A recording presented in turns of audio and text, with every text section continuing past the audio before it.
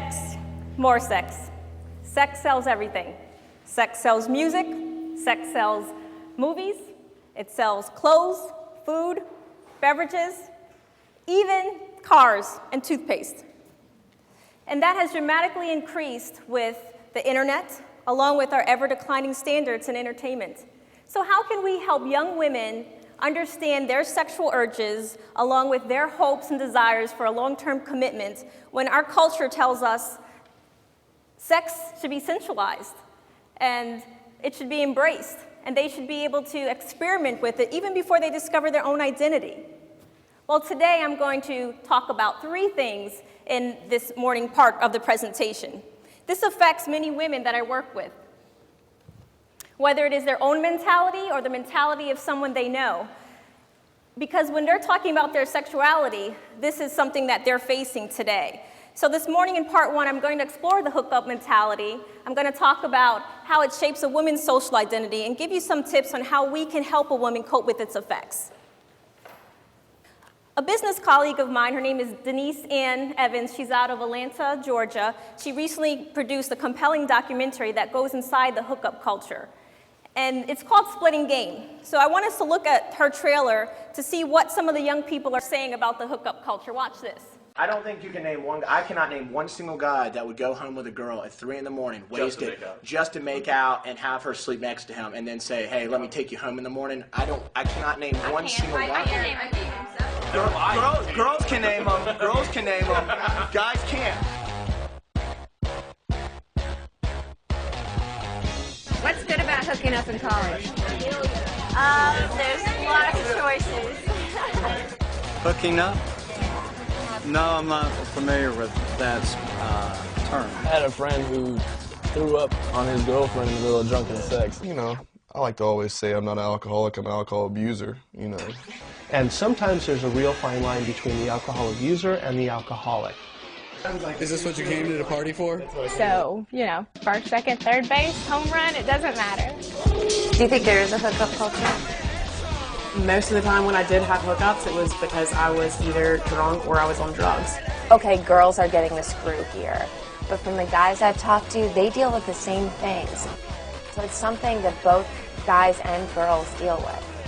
As far as like how to, you know, get with a girl, kind of what they refer to as spitting game or having good lines and things like that.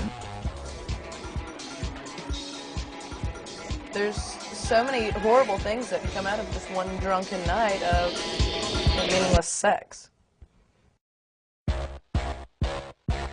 Sex is like a drug in college.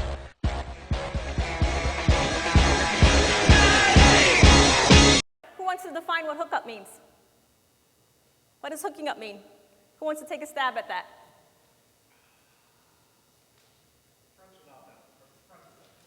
Friends with benefits.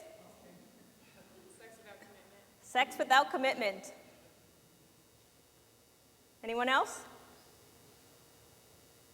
Well, we're going to go ahead and define it as a range of physical, intimate behavior. It can start with passionate kissing, to oral sex, to intercourse outside of a committed relationship. Outside of a committed relationship. One of the most significant changes in our culture today for our adolescents and young adults is there's no longer clear steps or stages in the dating relationships. What once was defined as a commitment between partners, was going steady or taking his class ring, has been replaced by ambiguity with boundaries and commitment.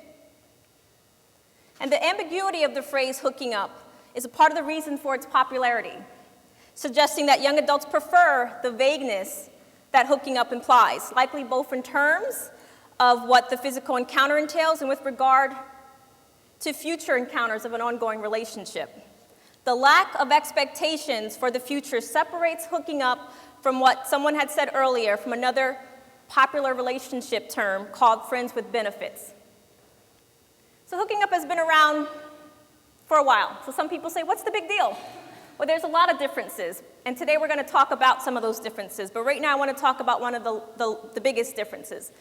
In the 1960s, there were 2 sexually transmitted diseases that sexually active adolescents had to worry about.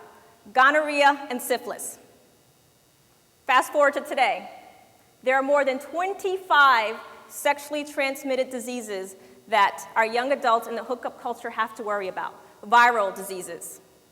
And in 1960, there were also 1 in 5 sexually active young adults that were infected with an STD. Today, there are more than 1 in 4 young women are infected with an STD. In one of the studies that I looked at, they looked at a nationwide sample of college women.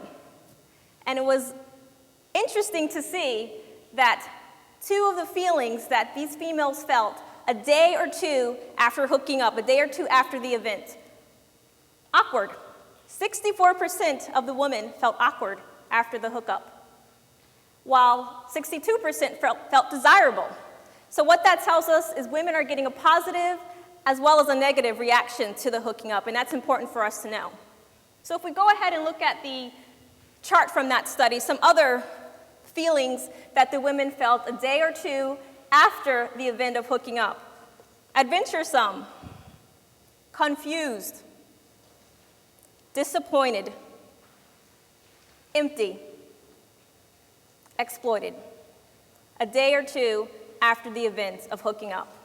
Although research has found that most teenagers, roughly 75%, have their first sexual experience within the context of a dating relationship, more than 60% of sexually active teenagers will eventually have sex with someone they are not dating. One study found that approximately 87% of college students reported hooking up at some point in their lives. 80% of college students reported hooking up. Did you get that? Additionally, more than 1/2 of men and 1/3 of women in the study reported having intercourse during their hookup. Alcohol use, this should be no surprise.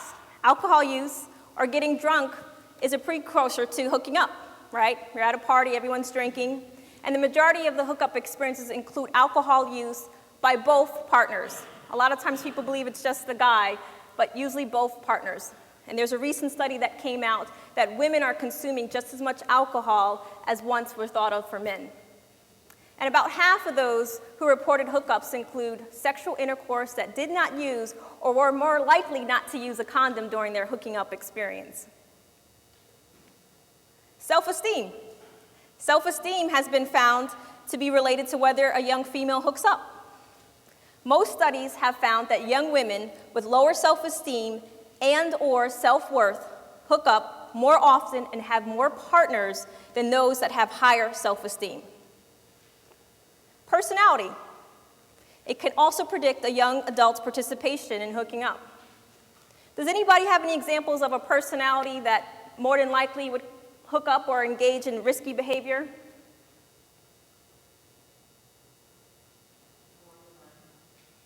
Someone said borderline? Anyone else? What was that? Histrionic. Absolutely.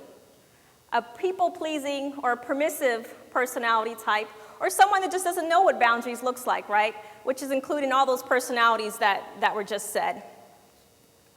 Unrestricted or permissive individuals, when I looked at the research, they were among the most that would take risks, including the hooking up. Well, tools like text messaging. It allows students to get in touch late night with potential hookup partners. And sexting is a trend that most of us probably have heard by now. It's a popular term, a trend among increasingly number of teens. It involves texting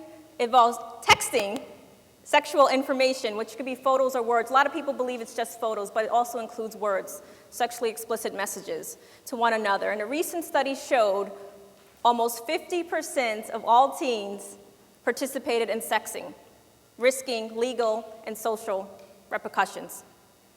How many of you heard of cyber flirting? Anybody heard of cyber flirting? Well, it's basically flirting, but it's online, right? So people take more risk when it's online because you don't have that face-to-face contact. So they refer to it as cyber flirting, which is basically spitting game online. And internet hooking up. This shouldn't be a surprise to anyone. There are websites that cater to those that just want to hook up. They even have websites for married individuals who want to cheat on their spouses. Yes. So there's a subculture online that caters to this hooking up mentality that if you're working with adolescents and young adults, you need to know about because it's out there. It's a subculture. Thanks again for watching, and if you're interested in implementing this program in your school or home, or social skills summer camps to help students who are behind socially, or retreats for your school or group, take note of the contact information at the end of the video. Are you stressed about your ADHD child? Or constantly arguing with a defiant teen? Does your child need help to fly under the bully's radar? Or are you tired of side effects from medication and looking for an alternative? Well, the Stress Less series has the same easy-to-use online parenting tools I use to get quick results with these and many other issues for my clients. Find relief today at stresslessseries.com.